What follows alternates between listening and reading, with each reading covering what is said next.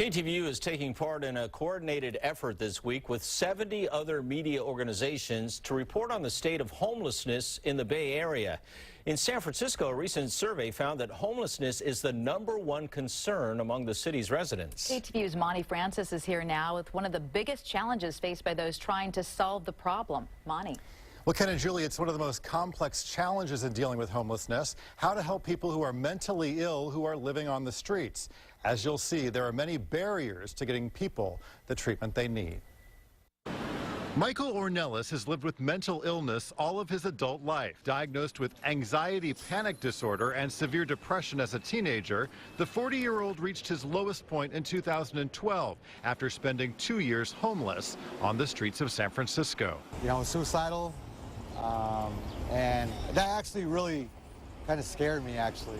Because for the first time in my life, it wasn't just a thought, it was more like, I'm going to do this. Ornelas checked into a psychiatric hospital, and after 5 days, he says doctors said they were going to release him. He knew that meant he'd be back on the streets. Because the medication I was on at the time made me really sleepy. I said, so I'm not going to take it, that's why I'm going to end up back in here. And I'm going to be in the same position all over again. For many who are both homeless and mentally ill, it's a revolving door. The city's homeless survey estimates that more than 1/3 of the city's 6,700 homeless people suffer from psychiatric conditions. Many of those patients visit the Tom Waddell Clinic in the city's Tenderloin district, where Dr. Pamela Swedlow treats homeless people with a wide range of mental issues, from psychotic disorders such as schizophrenia to depression and emotional trauma. Mental illness, different from any other kind of illness, it's the illness itself that prevents people or can prevent people from knowing that they have something that could benefit from help and treatment and then doing something about it. Dr. Swedlow says many times the most she can do is make a connection with a mentally ill patient, hoping they decide on their own to receive treatment.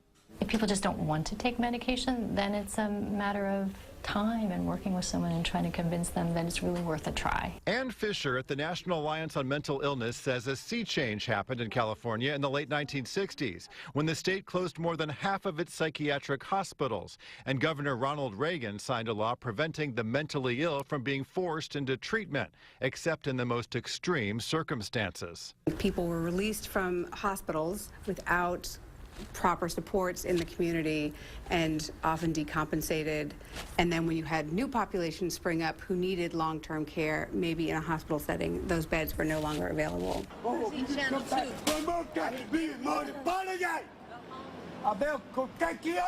There are some new attempts to get people with the most severe cases of mental illness into treatment.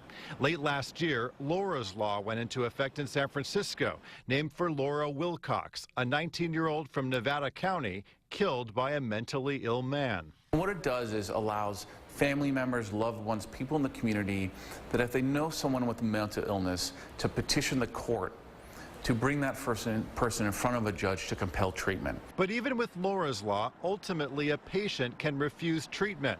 And that's part of the problem, says former San Francisco Mayor Willie Brown. The standard now is they must either be danger to themselves or danger to other people.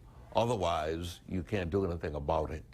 We need to change that law and make it more appropriate for the circumstances of individuals who will ultimately thank you for having been of assistance. Michael Ornelas says his breakthrough came when he finally realized he needed help, and a case manager helped him get into a program. Pain, misery, loneliness, not having anything. That's what broke through, is my mind opened up. Once off the streets and into treatment and back on medication, his life changed dramatically. Today I don't live in an institution. I have an apartment down in Millbrae with my fiance. Ornelas now mentors psychiatric patients at San Francisco General Hospital. We feel like we're being judged left and right, and there's so much stigma around mental illness, right? So, you know, when we can open up a space for someone and there's no judgment there, it's something that I thought I wish I had, because, you know, I didn't have that. Speaking from experience, he hopes his story will help others follow in his footsteps. And the mentoring program Ornelas is a part of just got started in San Francisco. It's based on a pilot program in Alameda County run by the National Alliance on Mental Illness, which says the program has shown tremendous success there. So hopes are high it will help many mentally ill patients get into housing and receive the treatment that they need. Does the city have an overall plan or strategy to deal with the mentally ill who are homeless? Well, so this new department that's being created by the Office of the Mayor, they have a housing first policy. So the strategy here is get people into housing first and then get them the treatment that they need. And has Laura's Law made a difference? Well, it was just enacted late last year, so we don't have a lot of data on that, but we know that 76 people have received treatment under Laura's Law. The hope is about 100 per year, so it is making a difference. And that's just in San Francisco? Correct. Right. Okay. Thank you, Bonnie. Thank you. Want to let you know tomorrow at 10 we'll visit Seattle and look at a unique partnership where a high-tech giant there has created a temporary shelter. And on Friday we're going to take a more general look at the housing crisis in the Bay Area and what effect it has on the problem of homelessness. And you'll find more information on the San Francisco Homeless Project at ktvu.com/homeless, as well as a list of online resources if you or someone you know is homeless.